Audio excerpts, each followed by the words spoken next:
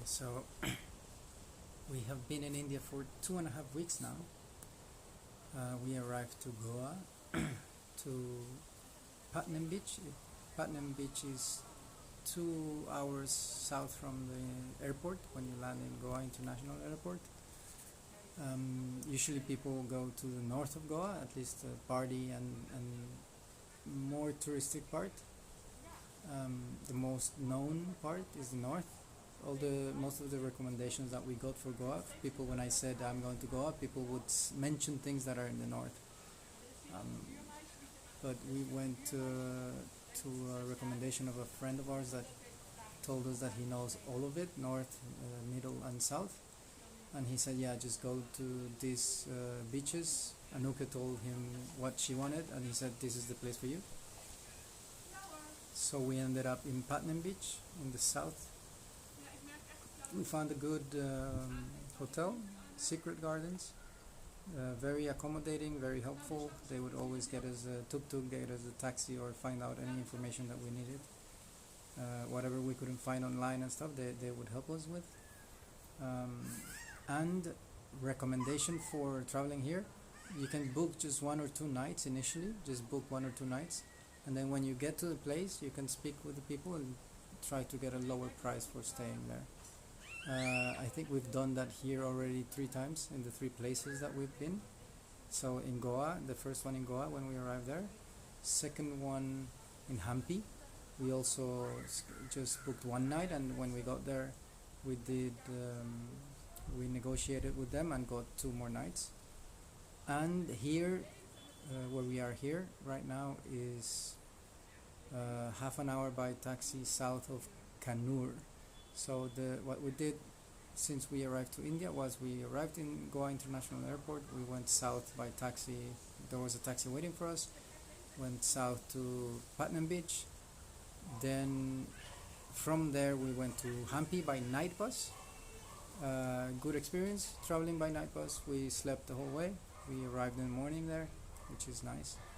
And then in Hampi we spent 3 nights. It's enough. 3 days in Hampi is enough to see all the things you want to see there. You can stay longer, but then you just take more chill time and don't rush to see all the temples and stuff. But 3 days is enough to see all the things you need to see in Hampi. And from Hampi we took another night bus to go to Mangalore, back to the coast, west coast. And from there we took a train. So the not so nice thing is we arrived right when the train that we could have taken was leaving, so we missed it, and we had to wait 4 hours in the station for the next train that would go in the direction we wanted to go. But yeah, we just spent 4 hours there waiting, and we took the next train. We arrived here at Kannur, and here we took a taxi to bring us here to the beach house.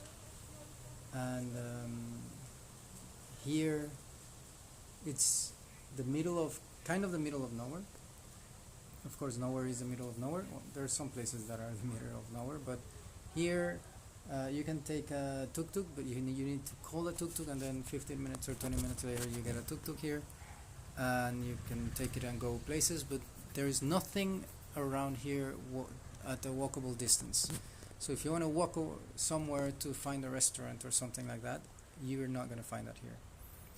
As we heard from the guy that manages this beach house, he told us that the airport here is new, so more tourism is starting to come here, but Kannur is not a very highly touristic city, so it's not the best place for tourism if what you want is to have nice places to eat and stuff like that, or things to do. Of course, there's things you can find things to do, but it's not like there's not really a big industry here, tourism industry. So yeah, for us, Anouk is super happy now. She found her calm and inner peace here, and she's super relaxed. She's happy. My sister and me, we are a bit more like, yeah, there's not much to do here. I am dealing with my own sense of frustrations in that sense. Since yesterday when we arrived, I keep telling myself, yes, it's just a matter of attitude and it's just in my head. I can either complain about whatever I want to complain about and have a shitty time, or I can just accept what is as it is and enjoy the things that we have and appreciate the things that we have, like the peace and quiet. You don't have peace and quiet everywhere in India.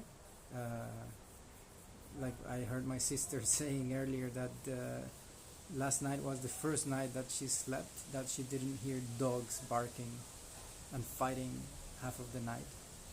That happens. We have heard it a lot. It does happen. So we do have peace and quiet here, which is quite nice. We are 100 meters away or so from the beach, so we can walk and we're there. The beach is a nice beach, and it's like, I don't know, more than 1 kilometer long, and I don't see more than 10 people in the beach. So you kind of feel like you have a beach for yourself. So if you hate crowds, if you don't like people selling you stuff in the beach all the time, if you want peace and quiet, perfect place.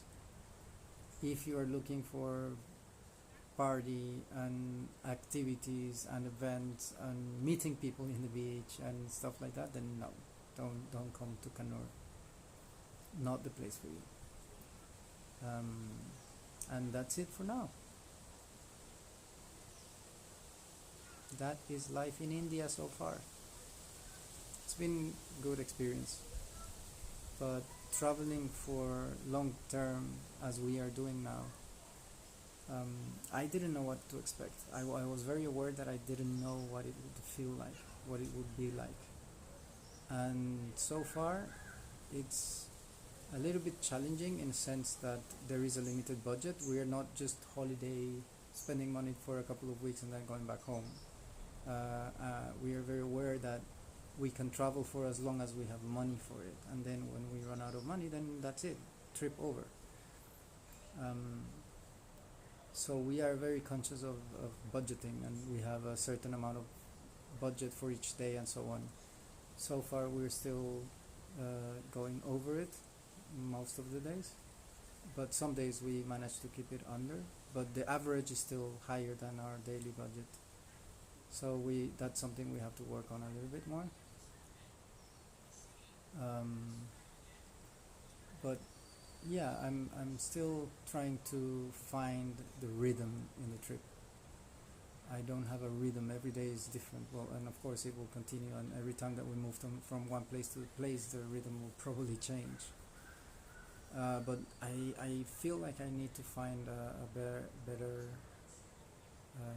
habit, or just a better rhythm or something to make it feel more like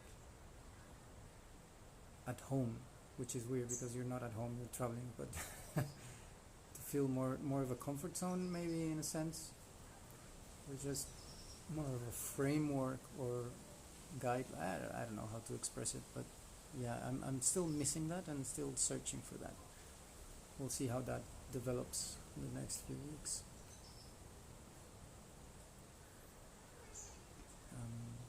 What else?